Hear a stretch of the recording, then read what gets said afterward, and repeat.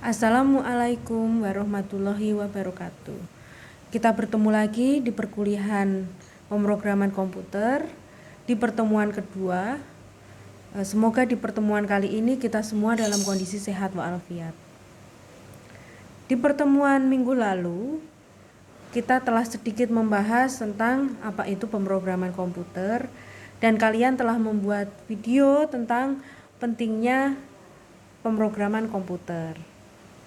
Jawabannya bermacam-macam dan sangat bagus, dan masih saya teruskan untuk mengecek satu persatu. Selain tugas video, kalian juga ada tugas untuk membaca dan merangkum apa itu pemrograman komputer, bahasa pemrograman, dan lain-lain. Dari keseluruhan, tugas sudah saya terima dengan baik. Kemudian, untuk saat ini kita akan sedikit belajar lebih dalam lagi terkait pemrograman komputer. Kemarin kalian telah menulis tentang bahasa pemrograman. Bahasa pemrograman ada macam-macam, ada C, ada PHP, ada macam-macam lah. Namun ada yang lebih penting sebelum kita belajar pemrograman, kita tahu kenapa kita memprogramkan suatu program dengan bantuan komputer. Jadi kapan kita harus membuat pemrograman? Pemrograman itu sebetulnya kita buat apabila ada suatu masalah yang tidak dapat kita selesaikan dengan cara sederhana, dengan pemecahan matematika sederhana. Itu kita perlu suatu program dengan bantuan alat atau bantuan teknologi berupa komputer. Nah, untuk mengetahui gimana kita menyelesaikan suatu masalah, maka kita perlu membuat urut-urutan rencana untuk menyelesaikan masalah kita. Masalah apapun, termasuk seandainya tidak ada masalah yang perlu kita kerjakan saat pemrograman komputer, misalnya kita ingin membuat website. Website itu kita gunakan untuk mengiklankan suatu produk atau membuat company profile atau yang lain, maka kita akan tetap perlu membuat suatu urutan atau instruksi langkah-langkah yang perlu kita kerjakan. Nah, langkah-langkah, urutan atau instruksi yang akan kita kerjakan dengan bantuan komputer atau yang akan kita programkan dengan komputer dalam pemrograman itu kita sebut dengan algoritma. Jadi algoritma adalah urutan atau langkah-langkah untuk menyelesaikan suatu masalah secara sistematis. Sistematis artinya adalah sesuai dengan urutan waktu. Misalnya ini, kita ingin membuat telur dadar. Sebelum kita membuat telur dadar, kita perlu menyiapkan apa? Yang kita siapkan antara lain adalah telur. Kemudian bumbunya ada apa? Garam. Apalagi? Yang buat menggoreng kita butuh minyak goreng. Nah, telurnya berapa? Kita kasih telurnya 1. Garamnya berapa? Setengah sendok teh. Minyak gorengnya berapa? 3 sendok makan. Itu misalnya, itu inputan berupa bahan. Tapi kita juga perlu barang. Nah, barang ini juga perlu kita siapkan untuk menggoreng telur. Misalnya kita butuh wajan. Butuh apa lagi? Sutil, tahu sutil ya? Yang buat goreng itu. Kemudian kita juga butuh kompor. Kompornya harus terhubung dengan tabung gas kalau pakai kompor gas. Kalau pakai kompor minyak atau kompor kayu, jelas butuh kayu dan butuh minyak tanah. Nah, selanjutnya kita apain itu? Ketika barang-barang udah siap, bahan dan barang sudah siap, bahan untuk membuat telur goreng, telur dadar, maka kita perlu suatu proses untuk memasak telur dadar. Prosesnya nggak langsung tuh, telur yang masih ada kulitnya kita masukin ke penggorengan atau wajan. Itu kalau kita nggak tahu prosesnya membuat telur dadar, bisa jadi kita itu bisa masukin si telur itu ke dalam wajan penggorengan, ya kan?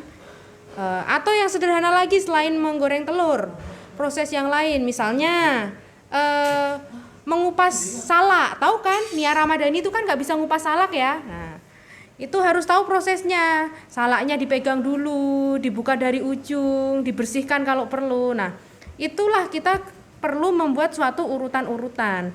Nah, kalau masih membuat telur, urutannya tentu akan sangat mudah, kita tulis pun bisa. Tapi kalau itu pemecahan hal yang rumit, misalnya hal rumit yang perlu kita programkan dengan komputer, antara lain adalah saat ini kondisi sedang ada pandemi atau wabah COVID. Nah, kita punya data dalam 1 minggu.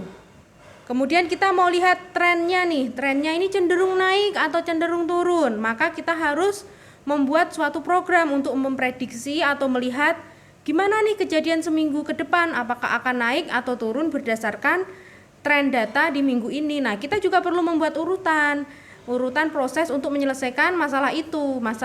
Masalahnya adalah kita ingin mengetahui tren seminggu ke belakang. Maka kita perlu inputannya antara lain data. Terus apa lagi selain data? Waktu tentu saja. Hari Senin sekian, Selasa sekian, Rabu sekian, Kamis sekian. Terus data itu kita apakan? Yang pertama kita cek datanya. Itu proses pertama. Apakah data tersebut ada error? Apakah data tersebut tidak normal? Atau data itu mencurigakan? Nah, itu kita cek. Setelah kita cek, kita apakan datanya? Kita dekati dengan suatu proses yang lain. Kemungkinan ini modelnya akan naik deh. Kita dekati dengan persamaan linier atau persamaan kuadrat. Kalau datanya cenderung turun seperti gunung, maka kita dapat dekati dengan persamaan kuadrat. Kembali lagi ke algoritma kita. Nah, algoritma tadi itu adalah urutan-urutan atau instruksi langkah untuk menyelesaikan suatu masalah secara sistematis berdasarkan urutan waktu. Kembali ke hal sederhana.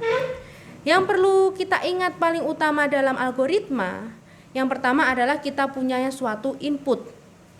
Contoh paling sederhana adalah membuat kopi. Membuat kopi kita perlu inputan. Inputan itu bahan dan barang yang kita siapkan. Antara lain kopi, gula, itu bahannya. Barangnya apa? Gelas, sendok. Ada yang kurang nggak? Air panas, gitu kan. Nah, setelah siap itu semua, itu tadi yang awal itu kita sebut dengan input. Kemudian setelah kita input, kita perlu yang ada namanya proses. Yang pertama, prosesnya kalau membuat kopi, ini contoh paling sederhana kita membuat algoritma. Kalau membuat kopi, maka kita perlu menyiapkan gelas. Kemudian kita ambil 1 sendok kopi. Kemudian kita masukkan lagi 1 sendok gula, itu masih proses. Kemudian kita tuang air panas. Setelah kita tuang air panas, prosesnya kita apakan lagi? Tentu kita perlu mengaduk kopi tersebut. Setelah mengaduk kopi, kita perlu mengecek apakah kopi itu sudah cukup manis, apakah masih pahit. Maka kita cek. Jika kopi itu masih pahit, maka kita perlu menambah gula. Di situ ada yang namanya perulangan. Kalau seandainya masih kurang gula. Kemudian apabila udah manis, maka selesai pembuatan kopi itu selesai. Kopi itu siap dihidangkan. Nah, di situ ada yang namanya output. Outputnya adalah kopi manis siap diminum. Itu urutan berdasarkan algoritma secara sederhana. Itu kita wajib punya input, proses, dan output. Nah, itu tadi penyampaian algoritma secara umum. Untuk pemrograman itu ada penampilan khusus untuk algoritma supaya memahaminya lebih mudah. Kalau kita pakai pemahaman umum misalnya, atau pakai bahasa umum, itu akan sangat panjang. Misalnya membuat kopi, kita siapkan 1 saset kopi, 2 sendok gula, kemudian prosesnya. Nah, itu akan sangat panjang. Nah, untuk seorang programmer membaca tulisan yang sangat panjang seperti proses membuat kopi, atau proses membuat kue, atau proses membuat nasi goreng, atau resep-resep, atau apapun, atau cara membuat sepatu, itu akan sangat panjang dan kita akan sangat kesulitan untuk memahami, akan kehabisan waktu untuk memahami kalimat-kalimat panjang. Makanya dalam pemrograman, pembuatan algoritma bisa disederhanakan, lebih mudah untuk dipahami. dengan yang namanya flowchart. Selain flowchart juga ada pseudocode.